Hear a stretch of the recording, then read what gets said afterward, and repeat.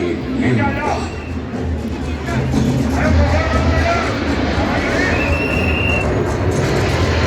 विधाता भी और विध्वंसक भी, अखंड, अचल, अविनाशी। ये कथा है उस महादेव के महाकाल स्वरूप की, जो सृष्टि के आरंभ भी हैं और काल के आगमन भी हैं। वे ही काल के सृजनकर्ता और नियंत्रणकर्ता भी हैं।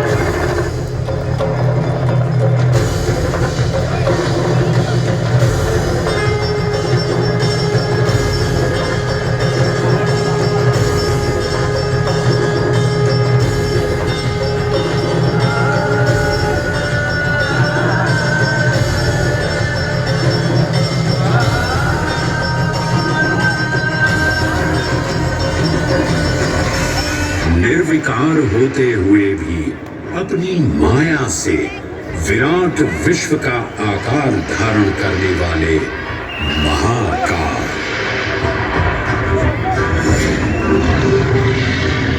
मेरुगिरी को धनुष और भगवान विष्णु को बाण बना दैत्यों के 3 पुरों का नाश करने वाले महाकाल। वो महाकाल जो तीनों लोकों में विद्यमान सभी शिवलिंगों में प्रधान है।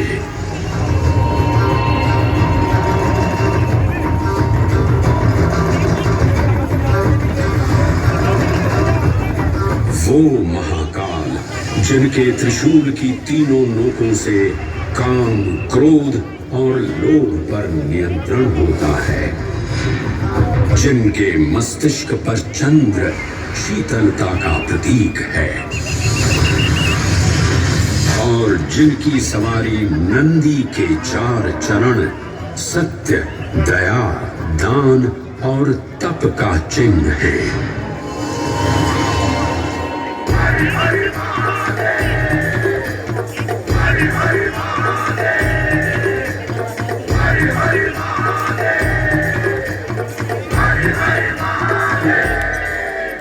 न पुण्यं न पापं न सौख्यं न दुःखं न मन्त्रो न तीर्थं न वेद न यज्ञः अहं भोजनं नैव भोज्यं न भोक्ता चिदानन्दरूपः शिवोऽहं शिवोऽहम्।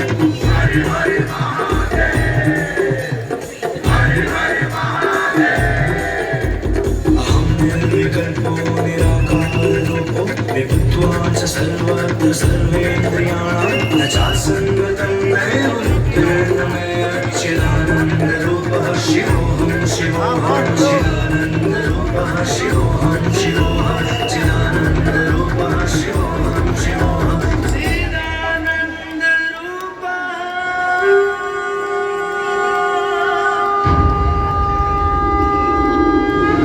वराह पुराण में कहा गया है, नाभिदेशे महाकालस्तन्नाम्ना तत्र वै हरः, अर्थात नाभिदेश उज्जैन में स्थित भगवान महाकालेश्वर तीनों लोकों में पूजनीय हैं।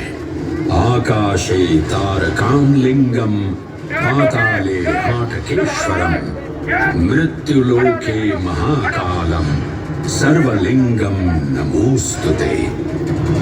आकाश में तारक लिंग के रूप में, पाताल में आटकेश्वर के रूप में और मृत्युलोक में महाकाल के रूप में स्थित भगवान शिव को प्रणाम। समस्त लिंग स्वरूपों में विद्यमान भगवान शिव को सादर नमस्कार। नाभिदेश उज्जैन का अटूट बंधन है महाकाल के साथ, जो महाकाल स्तोत्र में उल्लिखित है। उज्जयिन्यां महाकालम महाकालेश्वरम हरम महाकालम महायोगिनम नमामि पार्वती पतिम।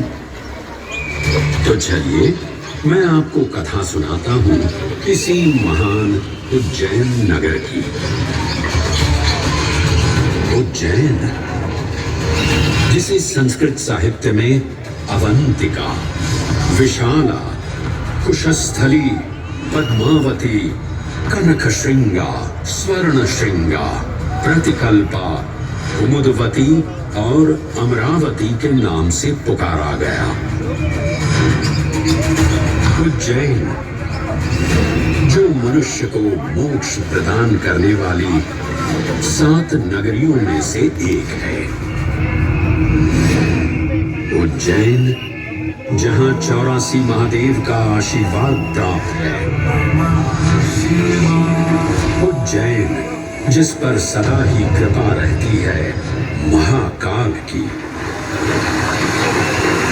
यहाँ सतत क्षिप्रा नदी की निर्मल धारा बहती है। डमरू के नाद से जीवन को ऊर्जा मिलती है।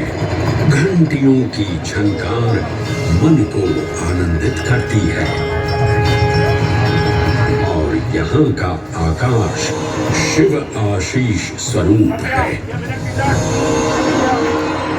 श्मशान ऊषर क्षेत्र पीठम तु मनमेव च पंचकत्र न लभ्यते महाकाल पुरद्दते।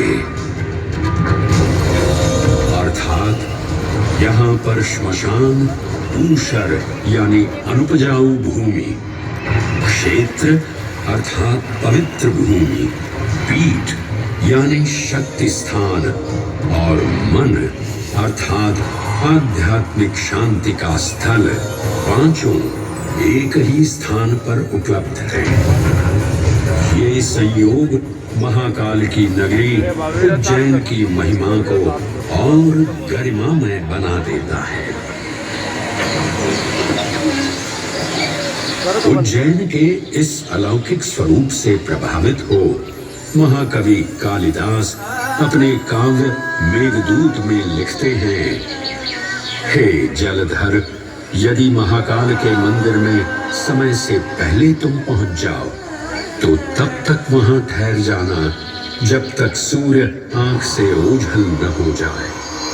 शिव की संध्याकालीन आरती के समय नगाड़े जैसी मधुर ध्वनि करते हुए तुम्हें अपने धीर गंभीर गर्जनों का पूरा फल प्राप्त होगा। ये संध्या आरती, जिसे कालिदास ने सराहा है, अत्यंत महत्वपूर्ण है, क्योंकि ये वो प्रहर है जब सभी देवी देवता गंधर्व यहाँ उपस्थित होते हैं।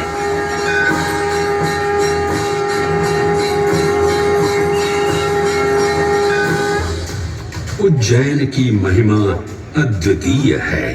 सतयुग, त्रेता युग, द्वापर युग और कलयुग, हर युग में इसका अप्रतिम महत्व रहा है। इसका